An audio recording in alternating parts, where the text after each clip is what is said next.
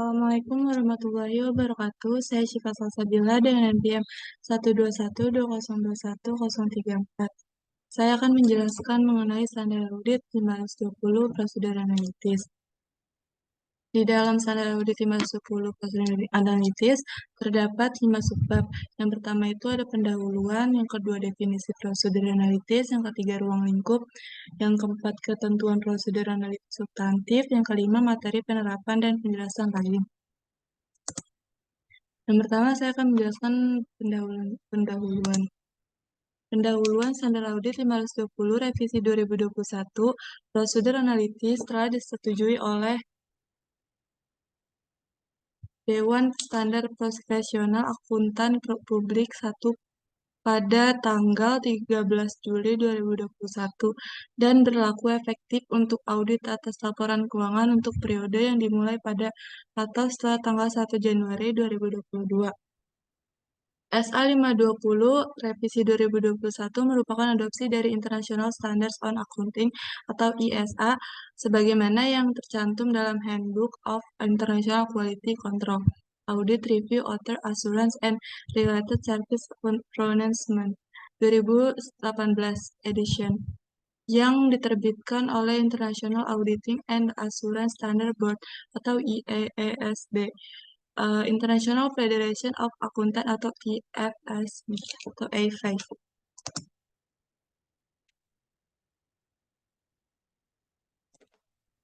Kemudian yang kedua saya akan menjelaskan definisi prosedur analitis. Prosedur analitis berarti pengevaluan terhadap informasi keuangan yang dilakukan melalui analitis prosedur antara data keuangan dan data non-keuangan. Prosedur analitis juga mencangkup investigasi sebagaimana yang diperlakukan atas fluktuasi atau hubungan teridentifikasi yang tidak konsisten dengan informasi relevan lain, atau yang berbeda dari nilai yang diekspektasikan dalam jumlah yang signifikan. Yang ketiga, saya akan menjelaskan mengenai ruang lingkup. Standar audit ini mengatur tentang penggunaan prosedur analitis oleh auditor sebagai pengujian substantif. SA ini juga mengatur tanggung jawab auditor untuk melaksanakan prosedur analitis pada tahap akhir audit yang akan membantu auditor pada waktu merumuskan suatu kesimpulan keseluruhan atas laporan keuangan. Kemudian tanggal efektif standar audit ini berlaku efektif untuk audit atas laporan keuangan untuk periode yang dimulai pada atau setelah tanggal 1 Januari 2022. Kemudian tujuan auditor itu ada dua. Yang pertama itu untuk memperoleh bukti audit yang relevan dan andal ketika menggunakan prosedur analitis substantif. Dan yang kedua itu untuk mendesain dan melaksanakan prosedur analitis mendekati akhir audit yang membantu auditor dalam merumuskan kesimpulan keseluruhan apakah laporan keuangan konsisten dengan pemahaman auditor terhadap entitas. Yang keempat itu saya akan menjelaskan mengenai ketentuan prosedur analitis. Ketika mendesain dan melaksanakan prosedur analitis tersendiri dalam kombinasi dengan penguji rinci sebagai prosedur substantif berdasarkan SA 330 Revisi 2021. Jadi auditor yang pertama itu menentukan kesesuaian prosedur analitis substantif tertentu untuk asersi yang tersedia dengan memperhitungkan risiko kesalahan penyajian material yang ditentukan dan pengujian rinci jika ada untuk asersi tersebut. Kemudian yang kedua itu untuk mengevaluasi keandalan dan yang dijadikan dasar oleh auditor untuk mengembangkan ekspektasi atas angka tercatat atau rasio dengan memperhitungkan sumber, keterbandingan, serta sifat dan relevansi informasi yang tersedia, dan pengendalian atas penyusunannya. Kemudian yang ketiga, mengembangkan suatu ekspektasi atas angka tercatat atau rasio dan mengevaluasi apakah ekspektasi tersebut telah cukup akurat untuk mengidentifikasi kesalahan penyajian yang baik menyebabkan terjadinya kesalahan penyajian material dalam laporan keuangan. Dan yang keempat itu menentukan angka perbedaan antara angka tercatat dengan nilai yang Yang kelima itu diekspektasikan yang dapat diterima tanpa memperlakukan investigasi lebih lanjut sebagaimana yang diharuskan oleh paragraf 7. Kemudian yang berikutnya itu saya akan menjelaskan mengenai proporsionalitas yang membantu kesimpulan keseluruhan.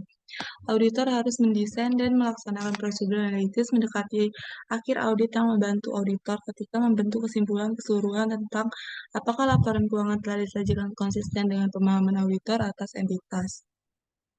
Kemudian investigasi hasil prosedur analitis. Jika jika prosedur analitis yang dilakukan berdasarkan standar audit ini mengidentifikasi adanya fluktuasi atau hubungan yang tidak konsisten dengan informasi relevan lainnya atau yang berbeda secara signifikan dengan nilai yang diekspektasikan. Jadi, maka auditor harus menginvestigasi perbedaan tersebut dengan ada dua langkah. Yang pertama, meminta keterangan kepada manajemen dan memperoleh bukti audit yang tepat dan relevan dengan respon manajemen. Dan yang kedua, melaksanakan prosedur audit lainnya yang diperlakukan sesuai dengan kondisinya.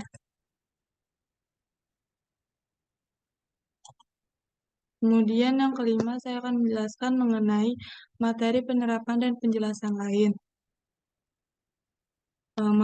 Di materi penerapan dan penjelasan lainnya ada sifat prosedur analitis, yaitu ada 3. Yang pertama itu prosedur analitis mencakup pertimbangan atas perbandingan informasi keuangan entitas. Jadi contohnya yang pertama itu informasi komparatif periode lalu, yang kedua hasil entitas yang diantisipasi seperti anggaran atau prakiraan atau ekspektasi auditor seperti estimasi penyusutan. Dan yang ketiga, informasi industri sejenis seperti perbandingan rasio penjualan entitas terhadap piutang usaha dengan rata-rata rasio industri atau dengan entitas lain yang memiliki ukuran sebanding dalam industri yang sama. Yang kedua, prosedur analitis juga yang mencakup pertimbangan atas hubungan-hubungan. Itu ada 2. Yang pertama itu di antara unsur-unsur informasi keuangan yang diekspektasikan sesuai dengan suatu pola yang dapat diprediksi berdasarkan pengalaman entitas seperti presentasi laba bruto.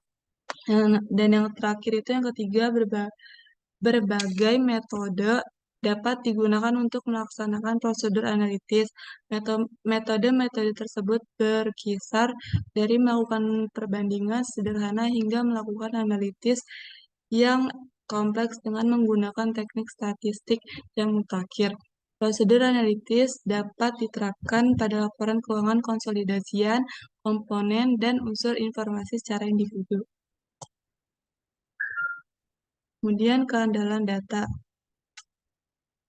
Keandalan data dipengaruhi oleh sumber dan sifatnya, serta bergantung pada kondisi ketika data tersebut diperoleh. Oleh karena itu, hal-hal di bawah ini relevan ketika menentukan apakah suatu data dapat diandalkan untuk tujuan pendesain prosedur analitis substantif. Yang pertama itu sumber informasi. Informasi yang dapat diandalkan ketika informasi tersebut diperoleh dari sumber independen di luar entitas. Yang kedua itu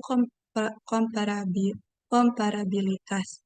Data entitas kemungkinan perlu dilengkapi dengan data tambahan agar dapat dibandingkan. Sebagai contoh, data industri kemungkinan perlu dilengkapi dengan data tambahan agar dapat dibandingkan dengan data entitas yang memproduksi dan menjual produk khusus. Kemudian yang ketiga, sifat dan relevansi. Apakah anggaran yang telah ditetapkan lebih merupakan hasil yang akan diharapkan pada tujuan yang dicapai. Dan yang terakhir, yang keempat, pengendalian penyusutan untuk memastikan kelengkapan, keakurasian, dan kevaliditasan dalam pengendalian pemeliharaan anggaran atau penyusunan informasi. Kemudian prosedur analitis yang membantu ketika membentuk kesimpulan keseluruhan. Kesimpulan yang diperoleh dari hasil prosedur analitis yang didesain dan dilaksanakan sesuai dengan paragraf 6 yang dimaksudkan untuk menguatkan kesimpulan yang dapat dibuat selama audit laporan keuangan individual, komponen atau unsur-unsur laporan keuangan.